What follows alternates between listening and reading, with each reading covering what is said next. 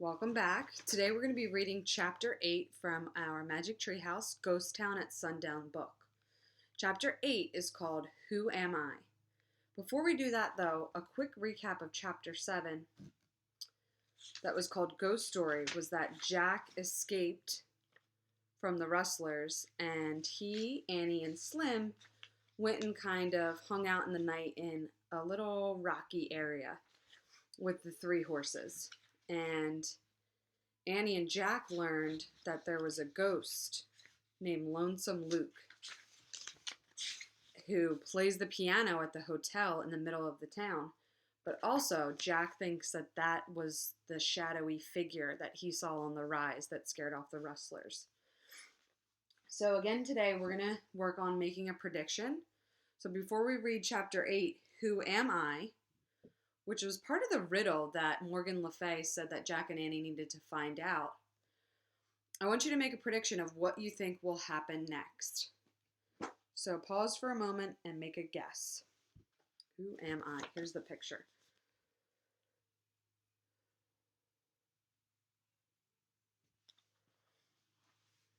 Okay. I don't know. I'm struggling with a prediction here, but I think that Annie and Jack, because the title says Who Am I?, which is in the riddle, I think that maybe in this chapter they're going to find out the answer to the riddle. The riddle's going to get solved, and they're going to find out what Who Am I means, like who that really is. I don't really know what it is, but I just think they're going to find out the answer. Okay. Hope you made your prediction. I'm going to start reading. Let's see if we're right. A fly buzzed by Jack's ear. He slapped it away. He opened his eyes. The sun was high above the canyon walls. He had slept a long time. Slim and Annie were sitting by a fire, drinking from tin cups. Tin is a kind of metal. It's like a dark, dark silver color. So imagine Annie and Slim have these tiny little cups that are dark silver that they're drinking from.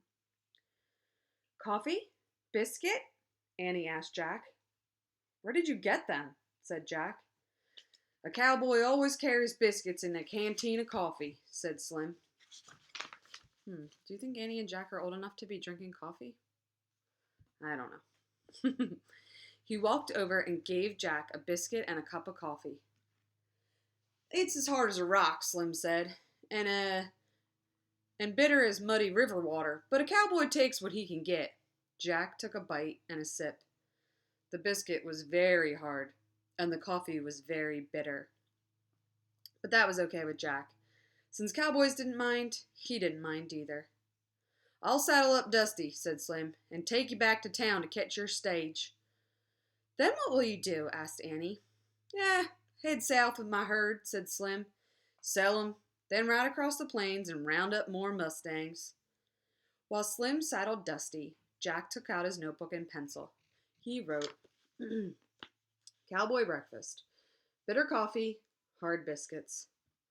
Hey, Shorty, called Slim. What are you doing? Taking notes, said Jack. What for? He likes writing things down, said Annie. Oh, yeah, said Slim. Me too.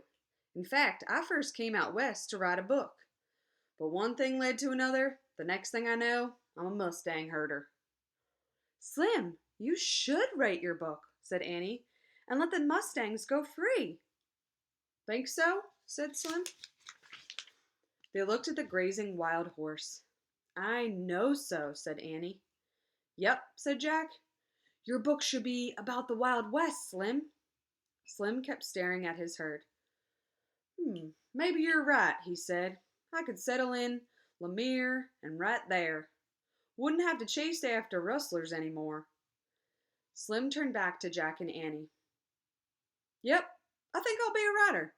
Let's go, before I change my mind, he said. Yay, said Annie. I'll go tell them. She jumped up and ran to the Mustangs. Jack packed his backpack while Slim packed his saddlebags. Then Slim and Jack climbed onto Dusty. They rode over to Annie, who was stroking Sunset's neck. I told him he's as free as the wind now, said Annie. Sounds good, said Slim. Give me your hand, Smiley. Slim pulled Annie onto Dusty. She sat in front of Jack. Slim snapped his reins. Dusty started off. The sun was hot as Dusty climbed out of the canyon. When they reached the top, they peered down at the canyon floor. So imagine they're at the top of like a really tall hill, which is the top of a canyon, and they're looking down. The Mustangs pranced playfully, their coats shining in the hazy light. They'll find their way out soon, Slim said. Then cut across the prairie. Yell goodbye to your pal, Smiley. Stay with your mother, Sunset, shouted Annie. Goodbye. Out of the blue, a voice called, Bye. Annie gasped. Who is that? She asked. The ghost? Nope, said Jack. It's just an echo. It's caused by the sound bouncing off the cannon walls. So Annie thought there was somebody else there, or that the horse talked, or that it was the ghost. But really, when you yell into like a deep cannon like that, you hear an echo come back because it's so empty that your voice can bounce off the walls. Slim cupped his hands around his mouth. Who am I? He shouted. Am I? Came the distant voice. Oh man, said Jack softly. That's the answer. To Morgan's riddle, said Annie. Echo, she and Jack said together. Jack looked at Slim. You knew the answer last night, he said. Slim just smiled and snapped his reins. Let's go, partners, he said. So, my prediction was right. Who am I? Part of the riddle that Morgan asked them to figure out. And they figured out that it was an echo, which happens when you talk or make a noise in a big empty space. Next time we meet, we're going to read chapter 9, which is called Lonesome Luke.